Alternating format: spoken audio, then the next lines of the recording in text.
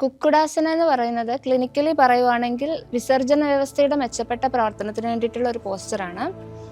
പണ്ടത്തെ ഇന്ത്യൻ ടോയ്ലറ്റുകളുടെ ഒരു ഡിസൈനിലാണ് ഈ കുക്കുടാസന വരുന്നത്. അതേപോലെ സ്ത്രീകളിൽ 28 ദിവസത്തിൽ കൂടുതൽ ആർത്തവ ചക്രത്തിൽ വ്യതിയാനങ്ങൾ ഉണ്ടാവുന്നവർക്ക് കുക്കുടാസന സ്ഥിരമായിട്ട് ചെയ്തു കഴിഞ്ഞാൽ ആ ഗ്യാപ്പ് കുറഞ്ഞ് നിങ്ങൾക്ക് പീരീഡ്സ് കറക്റ്റ് ആവുന്നു.